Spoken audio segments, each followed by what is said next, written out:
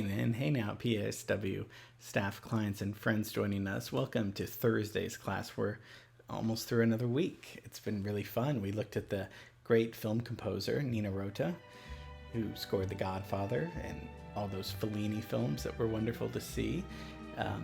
Then tomorrow we're going to see the film scoring results for E.T. So I can't wait for that.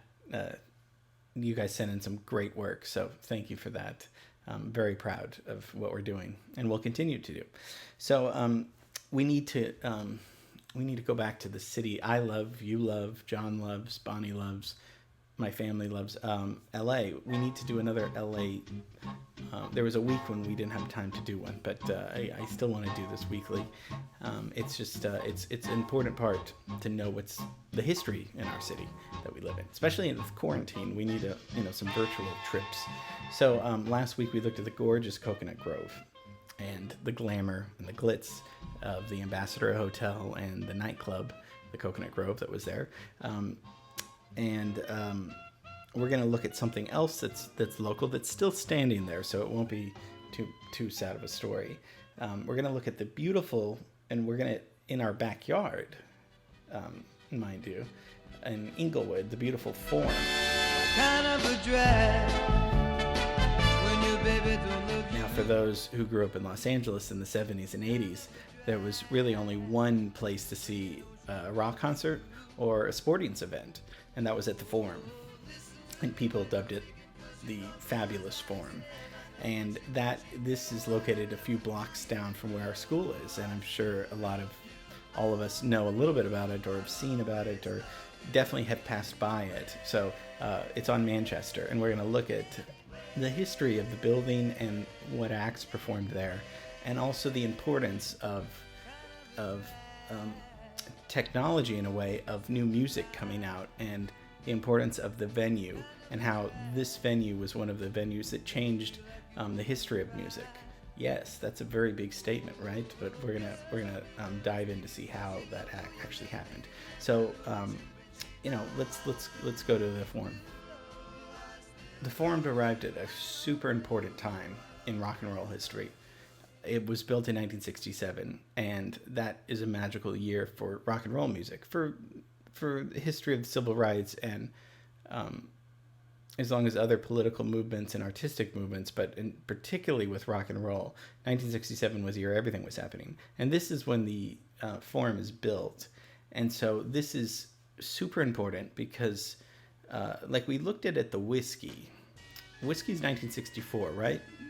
3 years later, not that long, but it seems like a lifetime ago, because what the Whiskey was important with, they had all those acts, those famous acts that people would do concerts at, but many bands would play in one night, so the Doors would play, and then maybe, I don't know, the Byrds would play after. So that was kind of common because, they had like maybe 5 or 10 songs, maybe not even that many, but 3 to 5 songs that were really great songs. Some of these bands, we're just generalizing, and that's because they would record on the 45 RPM, which is like a single record, or a record that would hold a few songs. And that's what pop and rock music was recorded on. Even like Sinatra and Nat King Cole, they would record, singles with just a few songs. So, and this is the year, though, it's not invented, but this is used more when the 33 and a third LP comes out, and that's long play LP, but that's when bands are able to record more music on a record. Hence, the album is now coming out to be popular. Whereas the Whiskey, people would perform songs. The Forum is where people can perform live albums, complete all the way through, that people have heard of on the record, and they can actually see the band perform the whole album live. The Forum is great timing in the sense where all now music is being elevated to just catchy 2-3 minute songs on the radio. Now it's being elevated to an album like Sgt. Pepper's that comes out in 1967. So the Forum was a venue to hold larger acts, longer music. This came out a year before Madison Square Garden, and this is, like we talked about at the beginning of class, the birth of arena rock.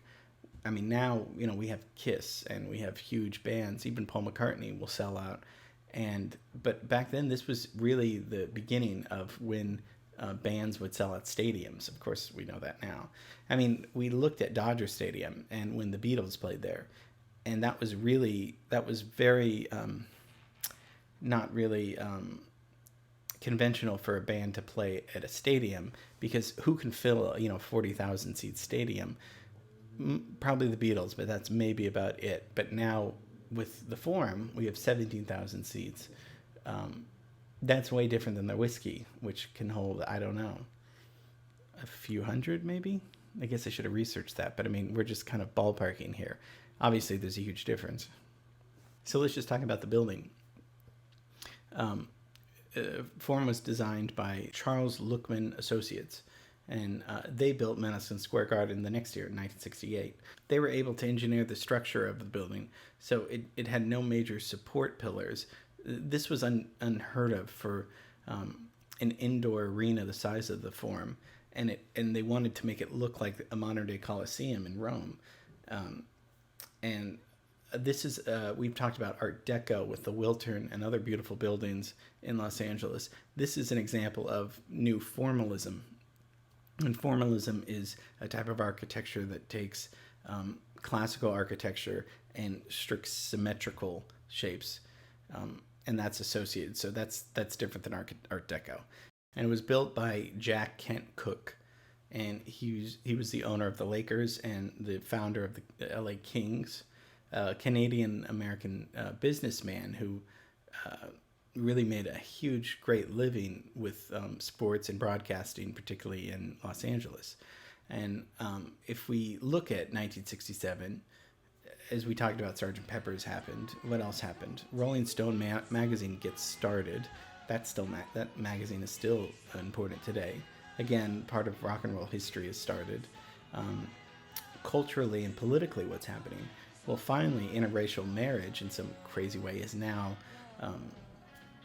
it's declared constitutional by the Supreme Court, bars other states from making interracial marriages a crime. Yes, it was a crime before 1967. I have no idea because it doesn't seem like that long ago. So this is now interracial couples can get married. We have the Monterey Pop Festival that summer, which obviously huge bands get their start. We did a class on Otis Redding. Otis Redding dies in the plane crash in 1967. And then The Summer of Love is 1967, which is, where teenagers are smoking pot and listening to the Grateful Dead and not listening to their parents, and for better or worse, starting a new, a new generation of people that question authority, which hadn't really been done before in America. So Cooke builds this in the same year that all this stuff is happening. And what do young people need? They need that when they're doing a movement. Sure, they need, streets to march or whatever, but they also need a venue to celebrate these, their music, because music is such an important part, of course, of just making us feel good, but also just the times changing and politically. I mean, all of these, music is so important, obviously. And during Cooke's tenure, I mean, this is when the Lakers had Wilt Chamberlain, Kareem Abdul-Jabbar, Magic Johnson. I mean, this was like the year, and the LA Olympics in 1984 were hosted there. And, just some highlights of who performed there. Cream, they were huge. The Doors, Jimi Hendrix performed there. The Rolling Stones, Jefferson Airplane, Led Zeppelin performed 16 times there. Jackson 5 released 2 live albums, live at the Forum in 1970. The Bee Gees. Kiss was called from a 1977 3-night run. Paul McCartney played his first Los Angeles show since 1966. Since with the Beatles, he played his first show with Wings in 1976. Elvis Presley performed sold-out afternoon and evening concerts in 1974.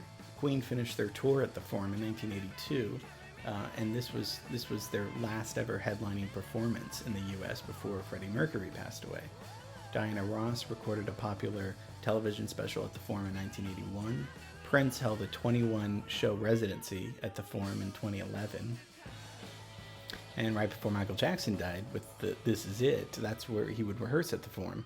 But, once Staples, came about in 1999, all the activity of the sports and the concerts, that kind of took the place. And the Forum kind of was in disarray for a little bit. And but in 2014, it became a National Register of Historic Places. And so it's a landmark, which it can't be taken down, which is great. And it really has had a rebirth with artists, and people are performing there. Obviously, not right now, but it's been very successful in the last few years, and years going ahead as being a performance venue that's huge. And what's really important, before we end, it's a pillar for the Inglewood community. It really is. I mean, and not just a column pillar. A bad joke right there. With the community, in the sense of it's required to staff at least 35% of the jobs have to be with local residents of the community. I think that's great. I didn't know that 35% of people that work there have to live in that community. So again, you learn something every day. I think that's terrific. I love that it's there, that it's such an epic. I went one time to see a Kings game, but I was maybe 9 or 10. But it was with my dad. It was really, very fun. But yes, what a national iconic landmark that's really close to us in the neighborhood. We're very lucky, and we pass by it all the time. But next time, just wave to it and be like, "Hey, that's where history was made." I mean, all those artists that we talked about, amazing. I mean, changed, like I said, changed music, but also changed the world. These people. I sweat when I get excited. So yes, a little bit, but that's only because I'm proud of the work we do. Okay, tomorrow we see the film scoring results for E.T., so hold on to your seats, okay? All right, love you. See you tomorrow.